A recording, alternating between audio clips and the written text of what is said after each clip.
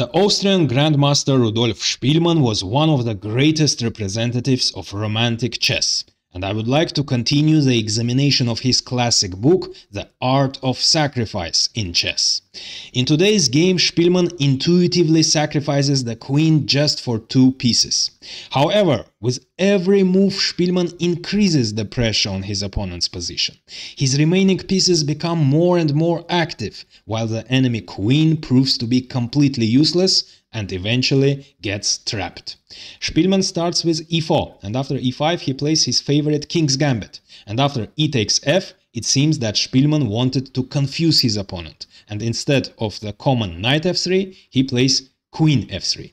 Black plays knight c6 and Spielmann plays c3, preparing d4 in order to completely occupy the center with his pawns. And after knight f6, that's exactly what happened. d4, and black in his turn does the same, advancing his central pawn and attacking e4. That's why Spielmann advances his pawn further to e5, crossing the center of the board, and now the pawn on e5 exerts pressure on black's position, attacking the knight. However, black in his turn gets a chance to centralize his knight, and now the knight is greatly placed on e4. In case white makes the most natural move, namely bishop takes f4, which was probably the strongest move, black would have simply played bishop e7, as Spielmann indicates in his annotations, followed by the short castle, f6, attacking white's central pawn, and black would get a slight advantage. That's why, instead of bishop takes f4, Spielmann plays bishop b5, which is objectively a very bad move, because black now gets a big advantage. Queen h4 check. However, Spielmann had his idea. He had a very beautiful idea in his mind. After king f1, black can win the exchange immediately by playing knight g3 check with a fork, which wasn't the case in this game. In this case, white must, of course, capture the knight, and after that black will be up an exchange. But, as Spielmann writes, after g takes f, white would get some compensation for the exchange. As you see, the black queen would be temporarily out of play. Besides that, white pawns would be very strong. White would threaten to advance the f pawn. Besides that, the d5 pawn is under attack, so white would get some activity for the exchange.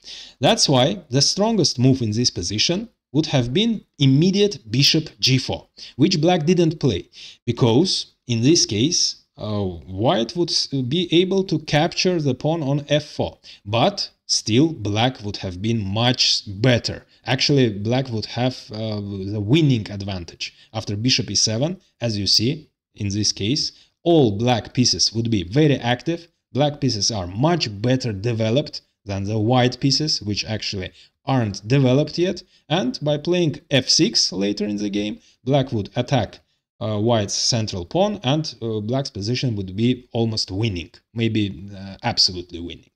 However, it seems that black didn't want to let his opponent capture the f4 pawn.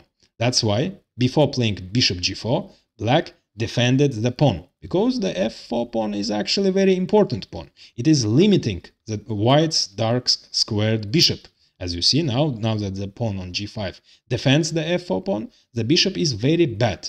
Besides that, now that the pawn is defended, bishop g4 is threatened with a double effect, with a greater effect. Actually, black is threatening to trap the white queen. After bishop g4, the queen would be lost. The queen won't be able to retreat to the only square it can retreat because of the checkmate on f2. The queen must keep an eye on f2 square. However, Spielmann, of course, anticipated all this, and he prepared his brilliant idea. And now you can pause the video and try to find this idea. What to do? Black is threatening deadly bishop g4.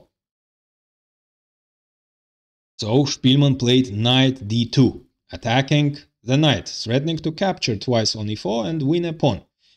And that's why it would have been much better for black to play bishop f5, reinforcing his central knight. But, of course, black made a move that was much more tempting, namely bishop g4, trapping the queen, so the queen would be lost. However, now we can see Spielmann's idea. First, he captures one piece for the queen. Knight takes e4. Of course, if black captures the knight, white would simply capture with his queen, would win a pawn and would save his queen. That's why black is forced to accept the sacrifice. Bishop takes f3. Now white captures the second piece for the queen. Knight takes f3, and black doesn't have time to capture the knight because the queen is under attack. That's why the queen must retreat. And now the attacked knight jumps on f6 and check. So the black king, it turns out that the black king is losing the right to castle, and it will stay in the center and will turn into a target of attack. And white pieces are very active now. And now we can see the last point of Spielmann's great idea, h4. The idea is to completely destroy black's pawn structure on the king side and get a great outpost for his knight. Now the knight will jump on g5 with great effect. Black plays bishop e7, attacking and hoping to exchange the great knight. And of course, knight takes g5 followed. So now we can clearly see Spielmann's idea. Materially, he is, of course, down. So for the queen, he has only two pieces, which isn't enough. But from the strategic point of view, the sacrifice makes perfect sense. Because black pieces are very passive. Black has difficulties in finishing the development. The king is in the center. It's not clear how black is going to develop the rook, the a8 rook. White pieces are very active, very strong. Now, all black pieces, pawns are weak. The f7 pawn is weak. White is threatening the immediate knight takes f7 with a fork, winning the queen. So f7 pawn will fall. d5 pawn will fall, it's weak. After the disappearance of the g5 pawn, f4 will fall, after which the dark squared bishop, which was passive, will become very strong. While white doesn't actually have weaknesses in his position. White has a very strong pawn chain. All pawns defend each other, and that means black queen will not have any objects of attack, and it will be useless. And black will have serious problems in finding the plan that makes sense. Besides that, the black queen itself will turn into the target of attack of white pieces. So, currently knight takes f7 check is threatened. That's why queen g6, defending the f7 pawn. And now the d5 pawn falls. Knight takes d5. Black captures on g5, and after h takes g, black has a choice. Black could have captured on g5, which black didn't do. In this case, Spielmann prepared knight takes f4, and creating an immediate threat. Knight e6, check, with the discovered attack on the queen. So black would, in this case, would be forced to spend another tempo in order to save the queen, after which, as you see, white has very strong central pawns, black has only weaknesses, black pieces are passive, and black will have serious difficulties in finding a plan. So white would be better, of course. That's why, in order to get some activity, in order to activate the queen, black played queen c2 instead, creating an immediate threat, namely queen d1 check, and after the king moves, the rook would be lost. However, Spielmann makes a simple move, simply retreats his bishop, bishop e2, taking under control the d1 square. And black plays knight e7, hoping to exchange the great central knight, and, besides that, unblocking the c-pawn, because black must move this pawn in order to vacate the c7 square for the king, after which the rooks would be connected and black would develop the a8 rook. Of course, Spielmann avoids the exchange, knight takes f4 followed, and here comes a serious mistake by black. It would have been much better to play c6, vacating the c7 square for the king and trying to hold, to take under control the d5 square. Instead, black played c5.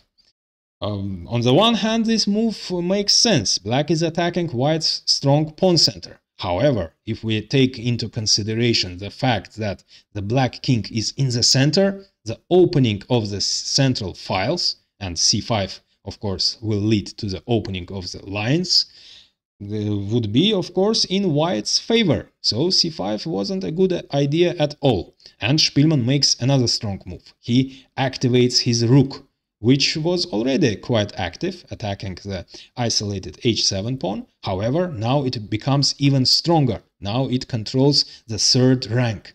And also, by playing rook h3, Spielmann actually created an immediate threat, which black completely missed. Instead of knight g6, which was necessary in order to harass the knight, and you will see why it was important, black simply captures the pawn. And now a strong move, rook d3. Cutting the queen's retreating diagonal, so now the queen won't be able to retreat on this diagonal, and it turns out that the black queen is trapped. It simply doesn't have any moves, and white is threatening bishop d1, attacking the queen, after which the queen would be lost, because the bishop can afford moving to d1, because the rook is defended by the knight. That's why it was necessary to play knight g6, harassing the knight, a move earlier. But now it's too late. Now there is nothing black can do against bishop d1, and that means the queen will be lost. In case the queen retreats to a4, that's the only square it can move, white would simply play rook takes d4, and the queen still will be lost. That's why black played king d7. And of course bishop d1 followed, attacking the queen, and black must capture the rook. Now white has the material advantage. After d takes c, b takes c, black finally develops the rook, but it's too late. White has two bishops in the open position, and the bishops will turn into monsters. Bishop e2, knight f5, and the second bishop is activated. Bishop f4, king c7, right under attack of the bishop. However, black's position is already lost. Rook b1, b6, and e6 with the discovered check attacking the pawn. King c8 followed, and the final move, knight e5, centralizing the knight, and black's position is completely lost. Black still hasn't managed to develop the rook, and white has created deadly threats. For example, if white is simply threatening to capture the pawn, in case black captures it, white can simply play king f2, opening the rook's way to h1, attacking h7. h7 will inevitably fall, because black cannot defend it by playing rook h8, because it will be followed by knight f7, the rook would be attacked, and after the h7 pawn falls, the g5 pawn will turn into the passed pawn. Besides that, white can play bishop a6 check at any moment, so that means black is completely lost.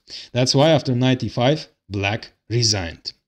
In case you liked this video, I recommend watching the other videos on Spielmann's Art of Sacrifice, which you can find in this playlist. But first, like this video and subscribe, as it's really helpful for the channel growth.